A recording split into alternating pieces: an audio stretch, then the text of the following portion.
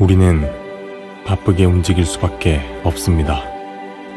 편히 쉴 수도, 잠을 잘 수도 없습니다.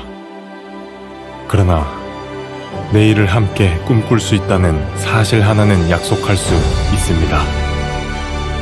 그래서 우리는 위로가 됩니다. 때론 용기가 되고, 때론 정의가 되기도 합니다.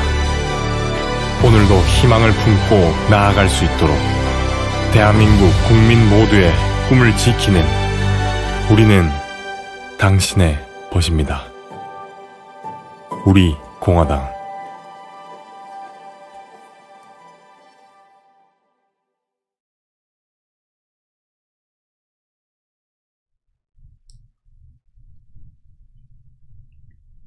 안녕하세요. 우리공화당 당원 동지 여러분, 태극기 애국 국민 여러분. 인지연의 포커스 2020년 9월 23일 인지연 우리공화당 최고위원입니다. 여러분들도 수요일 오후 4시 기다려지십니까? 저는 기다려집니다. 준비도 좀 솔창케 해야 하고, 또한 여러분들 만날 생각에 또 허투루 하면 안 된다는 긴장감을 갖고, 그리고 설렘을 갖고 여러분 이 시간을 제가 기다리고 있습니다. 우리 화이팅TV 대표님, 캔디님, 대한태극기 무궁화님, 출발님, 맞죠? 아니다, 솔반님이다. 이경희님, 이거제님, 보스짱TV님, 사이오님, 인생은 바람이야님, 반갑습니다. 우리 다 같이 제가 솔밭이었어요, 제가 이옥선이었어요, 그러면서 만나는 뭐 그런 기회도 있을 수 있겠다, 그런 생각도 해봅니다. 제가 인지연의 포커스 오늘 시간 준비하면서 또 속보, 뉴스 속보 뜬 것들 몇 가지 말씀드려 보면은, 더불어민주당에서는 법제사법위원회 소위를 더불어민주당 여당이 공수처 소위에다가, 법사위 소위에다가 공수처법을 기습상정했다라는 속보가 2시 32분에 떴었습니다. 그래서 국민의힘이 반발하고 있고, 국회에서 대체 뭐 하고 있는지 모르겠습니다. 그리고 또 3시 11분에는 그 피감기관, 자기 국정감사 대상인 피감기관으로부터 수천억 원대, 그리고 몇백억 원대 공사 특혜 수주 의혹 받고 있는 박덕흠 의원 있죠. 국민의힘의 박덕흠 국회의원이 국민의힘을 전격 탈당했다는 소식도 전해지고 있습니다. 오늘 인지연의 포커스 제목 알고 계시죠? 문재인의 뇌구조, 김정은에 충성하고, 그리고 한반도를 적화로 내몰 종전선언에 집착하는 문재인의 뇌구조라고 제가 제목을 잡아봤습니다. 바로 22일 뉴욕 시간, 그리고 23일 오전 한국 시간으로 문재인이가 제75차 유엔 총회의 연설, 그의 기조연설에서 한반도 종전선언을 또 끄집어냈습니다. 그 종전선언을 고리 삼아서 북한을 대화의 장으로 다시 끌어내겠다라는 wishful thinking이라고 말하죠, 미국 사람들이. 그러니까 자기의 바람, 자기만의 일방적인 바라는 바를 또 떠들었습니다. 이것에 대해서 즉각적으로 미국 조야에서는 그야말로 우리 대한민국으로서는 창피스럽게 질타를 받고 있습니다. 질타를. 북핵, 그리고 북한 인권, 그리고 북한의 사이버 범죄, 이런 거 통째로 무시한 현실성 없는 헛소리라는 소리를 미국 조야로부터 즉각적으로 듣고 있습니다. 그래서 그 미국 조야에서 이 북한 인권, 북핵, 그리고 비핵화에 대한 강력한 주장을 끊임없이 지속적으로 잘 하고 계시는 그 전문가분들, 미국에 계신 전문가분들에 대한 언급이 조선일보에 기사화돼서 그 부분에 대해서 제가 조금 더 말씀을 올리겠습니다. 그 미국의 플래처 스쿨이라고 국제관계에 있어서 유명한 플래처 스쿨이라 불리우는 대학원이 바로 터프츠 대학교에 있는 플래처 스쿨입니다. 그 터프츠 스쿨의 플래처 스쿨의 교수이신 이성윤 유명하신 대사님의 아드님이시기도 하고, 이성윤 교수님께서 트위터에 한 것이 조선일보에 인용되었습니다. 그분의 언급을 한번 짚어보면, 진정한 평화는 긴장이 사라지는 것을 넘어서 정의가 올 때, 진정한 평화는 정의가 올 때 달성되는 것이라는 마틴 루터킹 목사 발언 인용하면서 문재인이를 비판했습니다.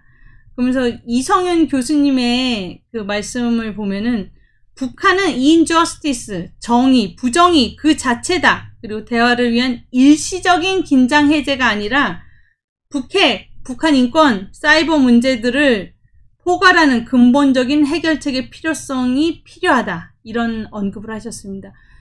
이성윤 교수님 같은 경우는 저는 워싱턴 DC에서 북한 인권 그 포럼이나 세미나를 할 때 직접 그 회의장에서 서로 인사를 나눈 바가 있고, 또 지난해 같은 경우에는 제가 이성윤 교수님이 보스턴 쪽에 계시기 때문에 제가 그 워싱턴 DC에서 함께 시간을 맞춰서 조우해보려고 시도했다가 그게 무산됐었던 그런 경험도 있습니다. 그리고 또 한 분의 전문가도 조선일보에서 인용이 되었는데요. 그분은 한국 기사의 보도에서도 뭐 간혹가다 인용되기도 하시는 조슈아 스탠튼 변호사입니다. 이분이 하신 말씀은, 종전선언을 했다고 치자. 주한미군을 철수하고 모든 대북 제재를 해제하고 북한 비핵화를 포기하고 북한의 반인도 범죄를 허용하고 금융과 은행 사기를 그대로 둘 것이냐, 이런 말씀을 했고, 또한 그 종전선언 실현 가능성에 대해서 절대 이루어질 수 없고 하더라도 아무것도 끝내지 못한다, 그런 비판을 했습니다. 이에 대해서 그 미 국익연구센터 CFTNI의 카지니아스 한국 담당 국장은 00000 10,000%, 100,000%, 수십만 %, 100% 동의한다, 이런 말을 남겼고요. 조슈아 스탠튼 변호사 같은 경우는 제가 워싱턴 DC에서 또 만나려고 실제로 그냥 서로를 소개하면서 만난 적은 있고, 별도로 티타임 가져보기도 하고 그랬었습니다. 그래서 지금 반가운 분들, 이성윤 교수님, 조슈아 스탠튼 변호사님 보도된 거에 대해서 반가운 마음에, 그리고 저와의 개인적인 인연에 대해서도 우리 당원님들께 알려드리고 싶어서 언급을 했고요. 이 문재인의 종전선언, 스탠튼 변호사 말대로 이 종전선언의 노림수는 명확합니다. 바로 주한미군 철수, 한반도의 전쟁이 끝났다는 선언이 되었으니 주한미군 있을 필요 없지 않느냐. 바로 그것이 이들의 수십 년간 노려온, 거의 70여 년 노려온 노림수입니다. 정전협정 상태인 6.25 전쟁. 한국전쟁이란 말은 사실상 제3자적 입장에서의 용어이기 때문에 대한민국 국민이 6.25 전쟁을 한국전쟁이라고 부르는 것은 솔직히 맞지 않다라는 점도 제가 한번 짚고 넘어가고요. 그래서 6.25 전쟁의 종전선언을 통한 수수는 명확하죠. 종전선언, 주한미군 철수, 유엔 사령부 해체, 그럼으로써 한반도의 적화 프로세스의 그들의 도식입니다. 그들의 깊고 오래된 도식입니다. 도식, 메커니즘. 그렇게 되고요. 그래서 문재인은 김정은에 대한 충성, 그리고 적화 프로세스에 대한 집착, 그 수단으로서 종전선언을 기어이, 지금 임기 1년 반, 그렇게 남은 상황에서도 이런 식으로 유엔 총회 연설에서 종전선언을 또 끄집어냈습니다. 이 집착과 이 시뻘건 집착을 우리 국민들이 똑똑히 아시고 이에 대한 비판, 그리고 행여라도 종전선언 감행할까 하는 것을 저희가 결사적으로 막아야 되는 그런 사명이 있다라고 생각을 하고 있습니다. 2018년이 떠오릅니다. 2018년 1월에 무슨 일이 있었습니까? 평창 올림픽을 평양 올림픽으로 만들어서 김정은이가 당장 서울에 올 것 같았던 그런 지경이었습니다. 2018년 1월에 우리공화당은 대한애국당으로서 김정은의 사진 태우고, 현송월이 지나치는 서울역에서 김정은의 사진을 태우고 인공기를 태우고, 그런 용감한 반대 저지투쟁을 강력하게 해낸 당이 바로 우리공화당입니다. 그런 상황에서 종전선언이 금방이라도 이루어질 것 같았던 그 시기에 우리공화당, 대한애국당은 종전선언 결사반대, 종전선언은 바로 주한미군 철수로 이어지는 적화 프로세스라는 그런 종전선언 반대 투쟁을 결국에는 우리는 강력하게 해내었고, 그런데 다시 또 문재인이가 이런 종전선언을 꺼내 드는 것은, 지금 완전히 막혀있죠. 북한은 현 시점 바로, 문재인이 종전선언을 말하고 있을 때, 북한에서는 한미동맹 강화되는 거 비난하면서 지금 연 사흘째 대남 비난 발언을 쏟아내고 있습니다. 이런 상황에서 이 혼자 짝사랑하는 김정은, 김여정 짝사랑하는 문재인의 이 종전선언 타령은 정말 어이가 없으면서도 화가 날 수밖에 없는 상황이라고 말씀드리겠습니다. 그리고 지금 국제관계, 안보 뭐 이런 부분에 대해서 말씀드리면서 스가 지금 며칠 전이었죠. 며칠 전에 취임한 일본의 스가 요시히데 신임 총리의 외교관에 대해서 한마디만 하고 짚고 넘어가겠습니다. 스가 총리의 일본 스가 신임 총리의 외교 행보 전략에 대해서 가장 의미가 지금 현 시점에 의미가 깊은 말은 스가 총리가 문예 춘추, 문게 슌주 최신호, 시오로에서 밝힌 자신의 정권 구상에서 스가 총리는 일본의 민주당 정권 때 바로 주변국으로부터 미국과 거리를 두는 일본은 무섭지 않다. 미국과 거리를 두는 순간, 미국과 멀어지면 일본을 주변국들이 얕보더라. 그런 냉혹한 외교 세계를 경험했다라는 말을 하고 있습니다. 그러면서 미일 동맹을 더 공고히 하겠다. 그렇게 하는 것이 바로 스가 신임 일본 총리의 외교 행보 전략의 핵심입니다. 이런 상황에서 우리공화당은 그리고 대한민국은 한미일 삼각연대, 한미일 동맹으로 나아갈 수 있는 한미일 삼각연대에 고수를 해야 되고 또한 한미동맹, 굳건한 한미동맹 근거하에 한미일 삼각연대를 그야말로 공고히 해야 할 대한민국의 상황입니다. 그런 상황에서 지금 대통령이란 자리를 문재인이가 차지하고 있기 때문에 지금 답답한 국면을 맞이할 수밖에 없는 우리의 현실이라 할 수 있습니다. 다음 내용 한번 말씀드려 보겠습니다. 바로 22일 어제 최고 화제는 최고 중요 사안은 무엇입니까? 바로 제4차 추경안, 무려 4차 추경안 7조 8천억 원에 이른 7억이 아니라 7조 8천억 원에 달하는 4차 추경안, 추가 경정 예산안을 여야가 처리를 했습니다. 그에 따라서 그 말 많은 통신비 2만 원 포퓰리즘, 그야말로 그것도 전 국민도 아니고 16세 34세까지 그리고 그 다음에는 중간은 빼버리고 65세 이상에게 지급하는 통신비 포퓰리즘. 어이가 없습니다. 누가 통신비, 지금 실질적으로는 올 2분기 통신비 지출은 1년 전보다 2% 감소했다는 것이 통계가 드러내는 현실입니다. 그런 와중에 이낙연 더불어민주당 대표가 문재인이 만나서 건의했고, 문재인이가 작은 국민을 향한 작은 위로와 정성이다, 이런 말을 하면서 받은 결과 결국에는 통신비 2만 원이 포퓰리즘이 돼서 무려 7조 8천억 원의 속에 포함돼서 국민에게 전달되게 생겼습니다.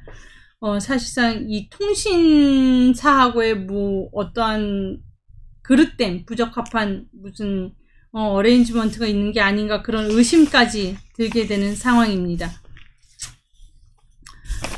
그리고 또한 경제 상황 같은 경우를 보면 지금 정부, 문재인 정권이 주거의 사다리를 걷어찼다.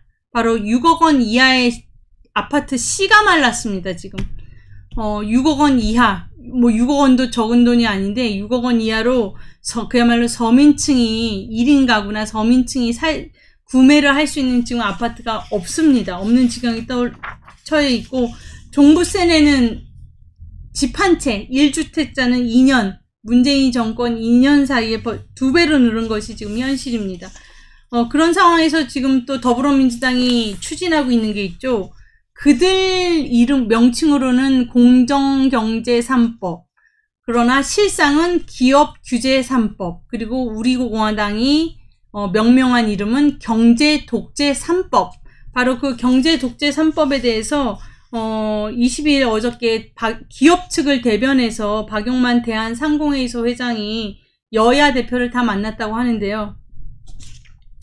근데 김종인 비대위원장이란 분은 그냥 덕담했다라는 거 전해지고 있고, 걱정하지 말아라.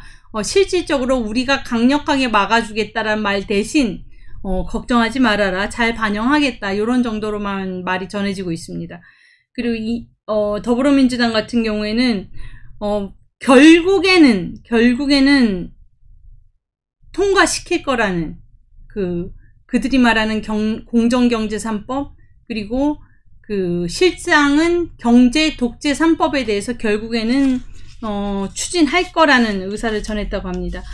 이 경제독재 3법이 왜 이렇게 끔찍하고, 우리가 내일 우리 공화당은, 광화문 광장, 그리고 국민의힘 당사 앞에서 경제독재 3법에 대해서 강력하게 반대하고, 그걸 추진하는 더불어민주당을 규탄하고, 또한 거기에 지지하고 부안해동하는 국민의힘 김종인 비대위원장을 규탄하는 그런 기자회견을 내일 갖습니다. 오후 2시에는 광화문 광장, 광화문 태극기 광장, 그리고 오후 4시에는 국민의힘 당사 앞에서 그렇게 규탄 기자회견을 갖습니다. 바로 상법 공정거래법 개정이 이루어지게 되면 원안대로 그대로 통과되면 해외 투기 자본의 침투가 쉬워져서 우리 국내 기업의 경영권이 흔들리게 됩니다. 그리고 기업 간 거래에도 과도한 규제가 가해진다고 합니다. 그렇기 때문에 게다가 특히 또 상법 개정안이 허용하는 다중대표 소송제라 같은 경우에는 신규 사업이나 그리고 책임 경영을 위한 자회사 설립의 취지를 퇴색시켜버리고 개별 주주의 특정 목적을 위한 기업을 대상으로 하는 소송이 남발될 걸로 지금 예측되고 있습니다. 이런 경우 규제 없애자, 규제 샌드박스다 이런 소리를 떠들어대면서도 동시에 이런 식으로 자유 시장 경제를 탄압을 하고 억압을 하고 기업이 숨 못 쉬게, 기업이 처하게 될 어려움에 대해서 눈 감아버리는 것이 바로 이 좌파 경제 독재 세력입니다. 좌파 독재 세력입니다. 이슈에 대해서는 이 정도로 우리 당원님들과 동지님들께 말씀드려보고요. 잠시 지금 함께 보시는 분들 의견 좀 보겠습니다. 예, 우리 사의원님도 계시고, 인생은 바람이야님도 계시고, 갱이방님도 계시고, 라일락님도 계시고, 영선양님도 계십니다. 그리고 문재인, 네. 그리고 또한 캔디님, 솔바님 아까 말씀 올렸고요. 이거제님 아까 또 한번 말씀 올렸고요. 조옥현님, 양영신님, SS 띄어쓰기 S님 계속 제가 지켜보고 있습니다. 너무 반갑습니다.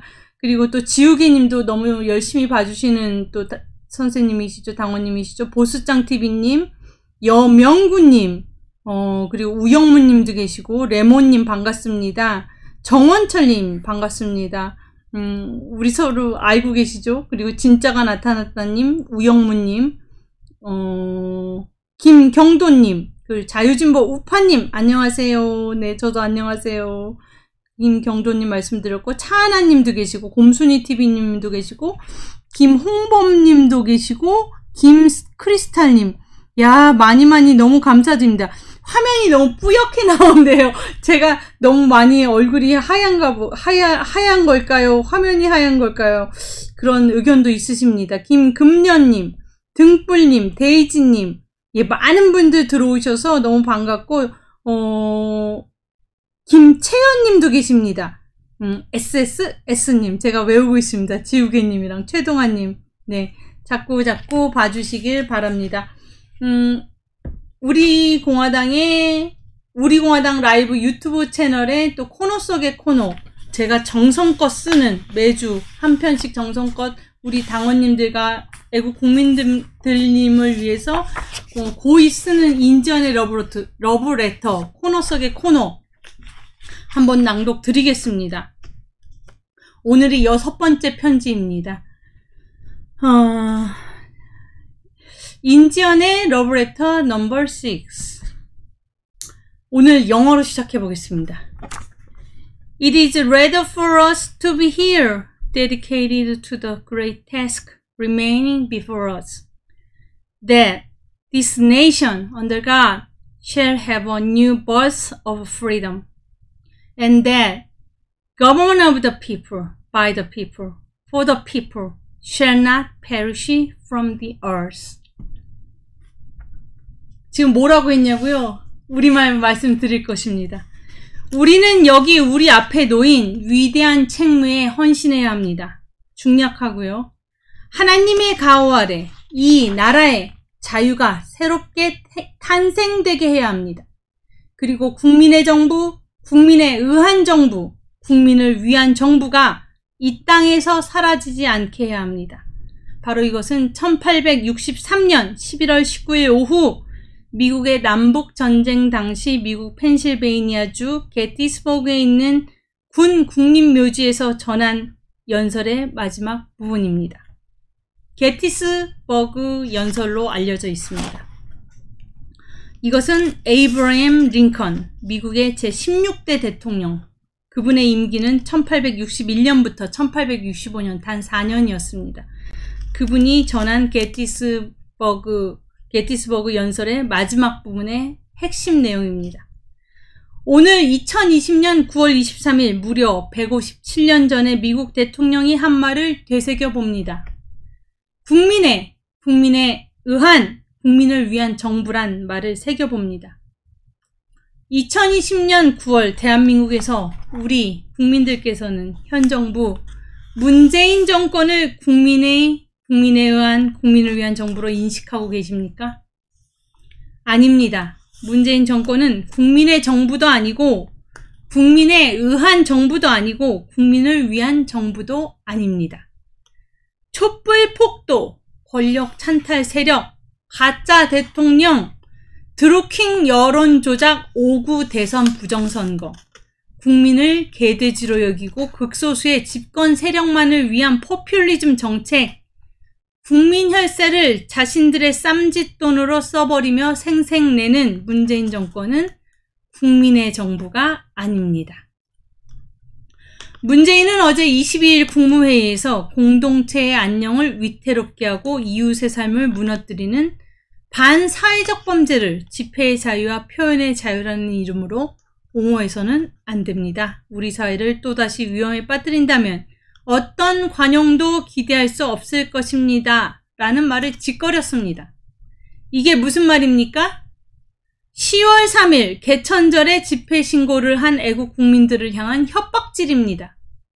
대한민국 헌법이 보장한 국민의 기본권, 집회의 자유, 표현의 자유를 반사회적 범죄라 부르면서 국민의 자유와 헌법상 기본권을 코로나를 핑계 삼아 탄압을 공공연하게 자행하고 있는 것입니다. 이런 자가 대한민국 대통령 맞습니까? 아닙니다. 박근혜 대통령 정부 때 문재인을 비롯한 소위 진보라 자칭하는 좌파 무리들이 쇠파이프를 휘두르고 경찰의 눈에 쇠구슬을 쏴서 실명하게 하고 거의 폭도와 같은 폭력 집회를 하면서 그들은 자신들을 민주화 세력, 민주주의를 수호한다는 미친 소리를 해댔습니다. 태극기 애국 국민들이 너무 순해서 애국 우파 국민들이 질서 있게 평화롭게 태극기 살랑살랑 흔드는 것도 정당성 없는 문재인은 무서운가 봅니다. 태극기 애국 국민들의 집회를 반사회적 범죄라고요? 2020년 8.15 집회가 두려운 나머지 8.15 집회 참가자들을 범죄자로 몰아붙이고 정권의 방역 실패에 대해 집회 참가자들에게 뒤집어 씌우는 이 문재인 좌파 독재 정권은 교활하고 사악합니다. 문재인과 같은 권력 찬탈자에 의해 우리 대한민국 국민의 자유와 기본권이 박탈당하고 탄압될 수 없는 것입니다. 문재인이 대한민국 헌법 위에 서서 초법적 권력을 휘두를 수 없는 것입니다. 그러나 그는 지금 대한민국에서 감히 그렇게 하고 있음을 우리는 목도하고 있습니다. 국민을 화두로 삼으니 국민의 힘인지 국민의 짐인지 하는 국힘 정당이라는 정당이 떠오릅니다. 그 정당의 영어 명칭은 People Power Party라고 합니다. people을 국민으로 해석하건 인민으로 해석하건 둘 다 가능하겠으나 그 정당의 새롭다는 보수의 정체성을 제거하는 새 강령과 그 당 비대위원장이란 자가 무릎을 꿇는 행태나 그 당이 경제 규제를 하는 악법에 지지하는 꼴을 보면 국힘당은 인민의 당, 인민무력당쯤 되는 듯이 보입니다. 우리는 대한민국 국민입니다. 좌파 독재 세력에 의해 선동당하고 동원당하는 인민이 아닙니다. 민중이 아닙니다. 옛 왕조 시대의 백성이 아닙니다. 백성이라는 전 근대적인 종속적 단어는 쓰지 마시기 바랍니다.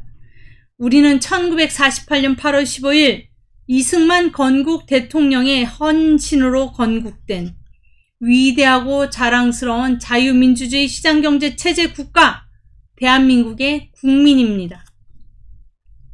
우리공화당 당원님들, 우리공화당이 당원들의 우리공화당, 당원들에 의한 우리공화당, 당원들을 위한 우리공화당입니까? 맞습니다.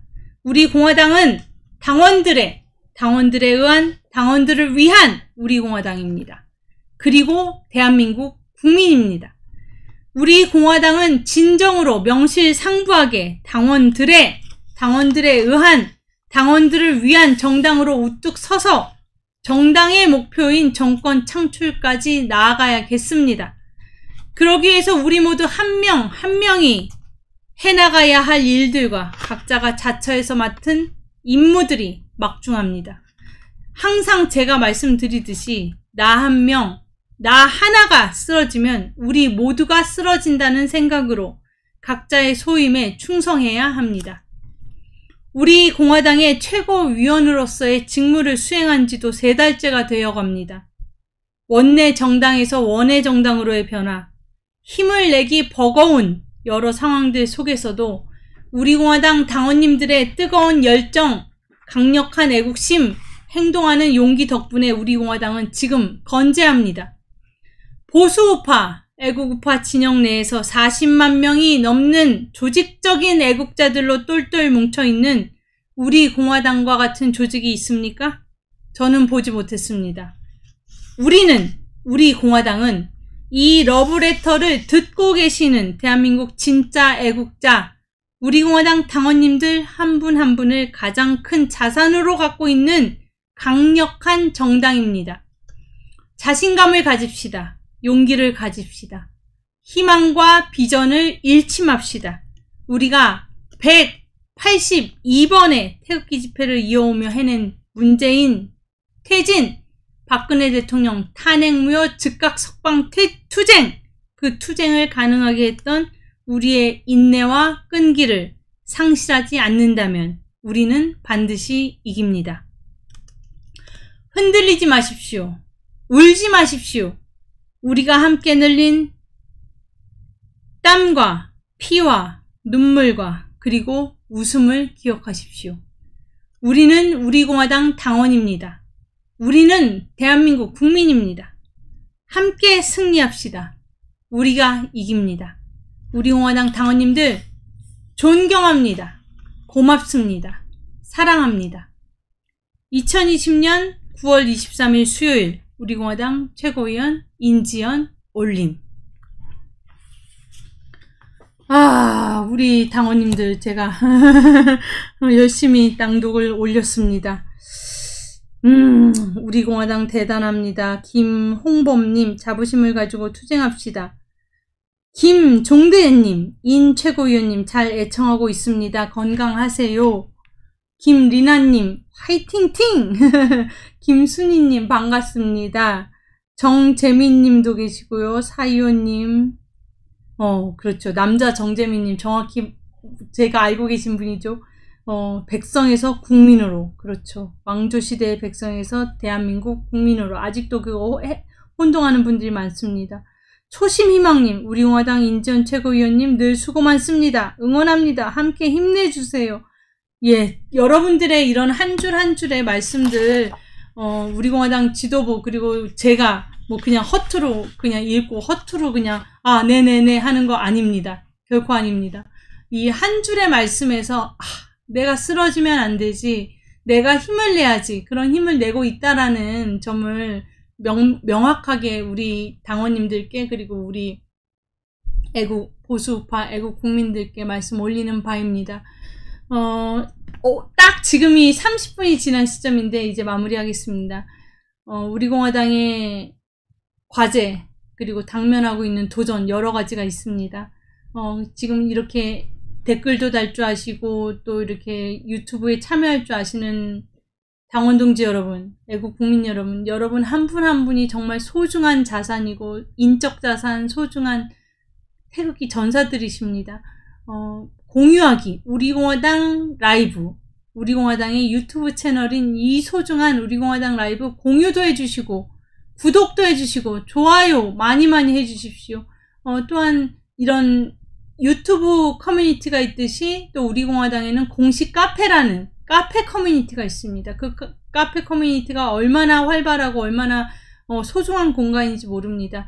우리공화당 중앙당의 모든 메시지, 그리고 당의 정책, 강령, 그리고 당의 소식들, 공지들, 모든 것이 그 우리공화당 공식 카페라는 커뮤니티 공간을 통해서 지금 전파되고 있습니다. 근데 그 카페의 가입자 수가 아직 4,000여 분에 불과합니다. 4,200여 분에 지금 멈추고 있는데, 이렇게 유튜브를 회원 가입을 해서 구독하기도 눌러서 또 댓글도 달 줄 아는 여러분들은 굉장히 높은 수준의 태극기 전사임을 인지하시고 우리공화당의 네이버 회원 가입, 네이버에 회원 가입해서 카페에 가입하기, 또 카페에 가입해서 또 그 가입 신청하기, 그런 거를 할 줄 아는 여러분 자신들께서 지금부터라도, 아직까지도 공식 카페 가입 안 되신 우리 지금 지켜보시는 국민들 계시다라면 자녀들에게 여쭤보고, 동지한테 여쭤보고, 동료한테 여쭤봐서